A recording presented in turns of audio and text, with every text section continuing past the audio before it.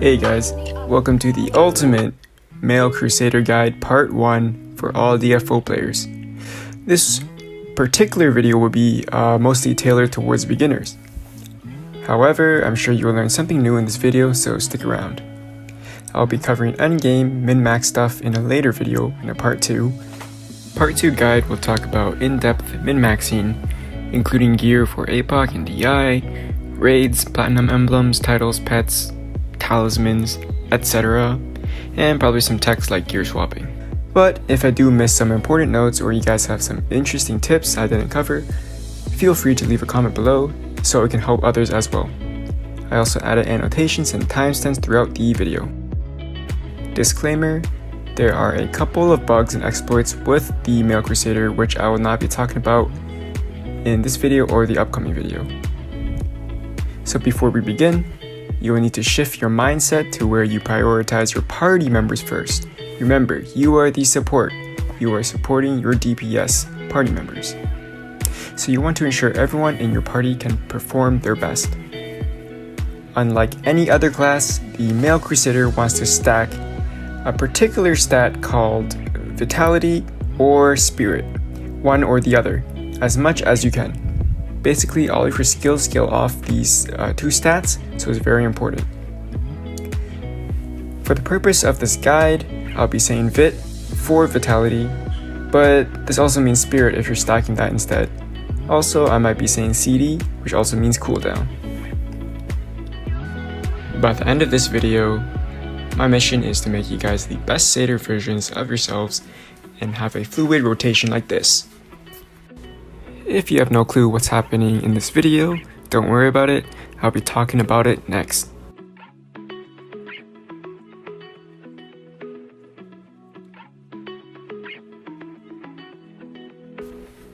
When it comes to Satyr builds, there isn't that much flexibility. The tree I'm about to show you is my personal build, but the core of it will look identical to every other Satyr out there. The main skills that you will need will show up as annotation here. First skill you want to get, in order of the skill levels, will be Grace of Protection. This is a passive that increases your Vit by a big flat amount. Next is Sign of Protection. It increases your party's defense dependent on your Vit.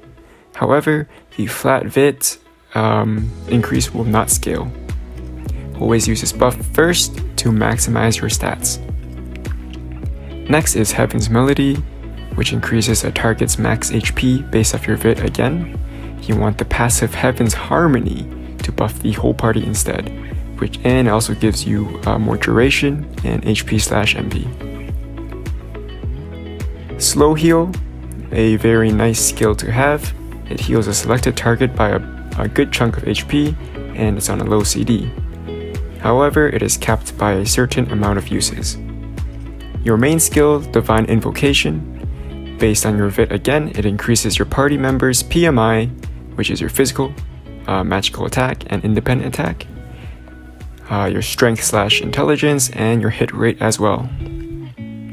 Fountain of Life is a single target which gives attack/movement speed and allows the target to revive upon dying. After they die and revive, their cooldown or CD is not refreshed, however, and Fountain of Life is capped by a certain amount of uses.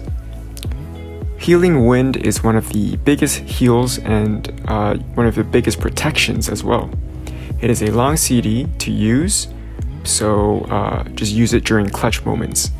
It can even block potential KOs if you mess up, for example, a boss pattern or something like Ezra. You mess up his statue counterattacking, pop a Healing Wind and your entire party might actually live. Apocalypse is your first awakening skill.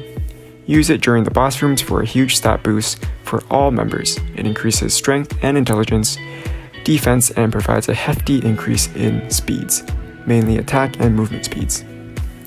Aura of Conviction is your first awakening passive, which boosts your Vit, strength/intelligence to everyone, including yourself, which is very good thing to note.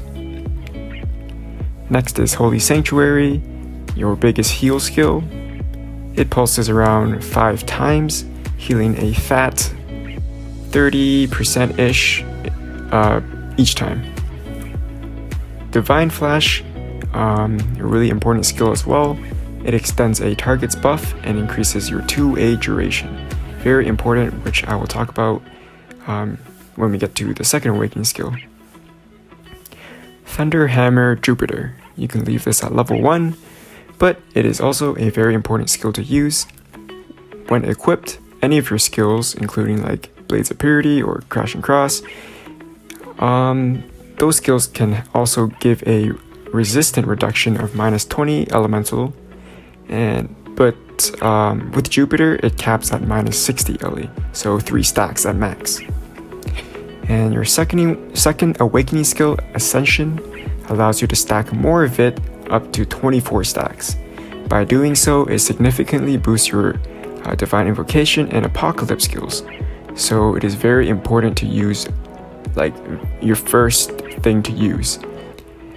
And you can have your 2A duration actually permanent by extending it using Divine Flash. So if all 3 members have the Divine Flash icon in it, you can actually extend it permanently.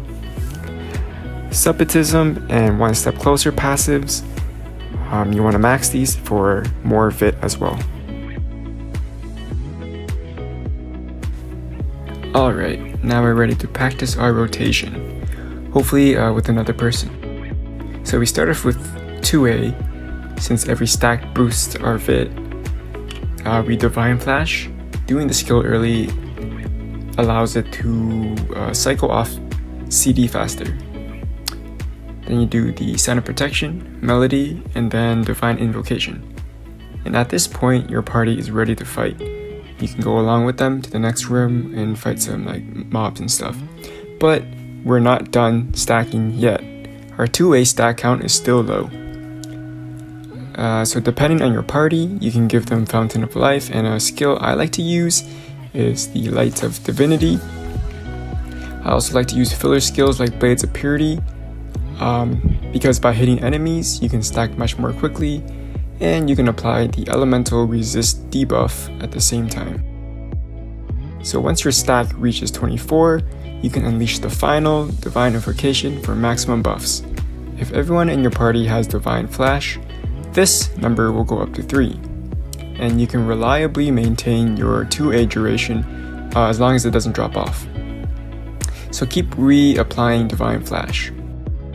Your 1A skill Apocalypse is also juiced up with 24 stacks, so once you're at the boss room, be sure to fire it off and hit the boss a few times for the Elemental Resist debuff.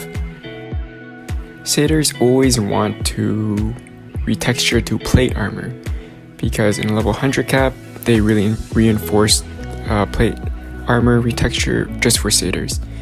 As you can see, if you press F4 or F8, you can see all the Satyr benefits that you can get just by retexturing to plate. Now, gearing may look intimidating at first, but trust me, the process is fairly linear and you'll get the hang of it in no time. So this window here will mainly be your APOC setting, and this window here is for your Divine Invocation. I'll be talking more in depth during the part 2 guide, but for now you can register both your gears exactly the same. The general gear progression is starting with Gent gear. I would 100% recommend skipping this dungeon if you already had raid gear prior to level 100 cap, so like Tabers or Fiendmore stuff or Prey gear. But if you literally have 0 gear, then yeah, you may need to start farming this dungeon to get your buff numbers up. Or you can pay a low fee for carry services for 5+5s, which I'll cover next. The next progression are legendaries, farmed in Land of Memories plus the Bottomless Tunnel, also known as 5+5, because you get 5 entries per dungeon every day. This is where the mob HP kind of ramps up a lot, so you will probably need to party up with other people. Both sets, the Redly Shimmering and the Darkly Corrupt, they both have the same buff effect for Satyrs specifically, but you can't mix them up for the set effect bonus. Be sure to pick up the quest from Dorothy, I believe, which gives you a free legendary piece after a few clears. You will probably spend most of the time of your Crusader lifespan in legendaries because they are very powerful early game. So while you're farming 5+5s, I would recommend doing 2+2s at the same time. Now 2+2s are the two bottom dungeons here, called the Black Shrine and the Basement of Pain, and it gives you possible epic drops and materials to upgrade level 95 Fiend and Prey raid gear, which I'll talk about later. Overall, you don't need to worry too much about town stats, because you just want to worry about your raw DI and APOC stats instead. Because some sets will give you raw stats and some offer stats through passives like Aura of Conviction, and more stats increase to APOC. You can easily check your stats if you have a party or a friend with you to check in the training room, and he or she can give you the exact numbers for your DI and APOC. If not, you can go into this dungeon here, and if you press tab, like if you register 2 characters and you press tab, you can see your DI and APOC stats.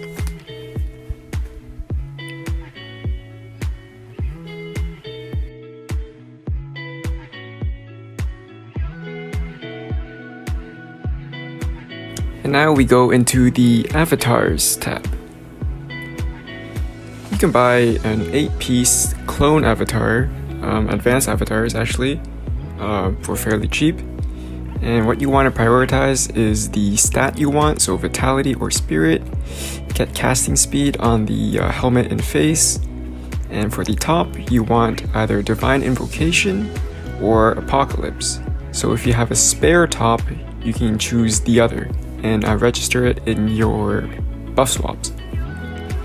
For title, the most optimal title is the +3 to Divine Invocation and the +2 to Apocalypse.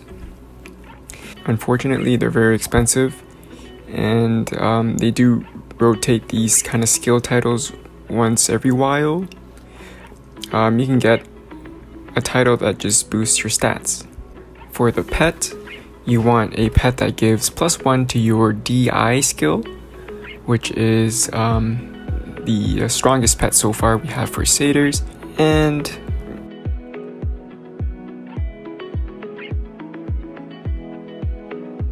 the insignia tab here, you want the stack that you're buffing, so either Vitality or Spirit. Alright, if you guys made it this far into the video, I want to say thank you so much for watching. Part 2 will be coming up next, and it will be talking about more min-max stuff in depth.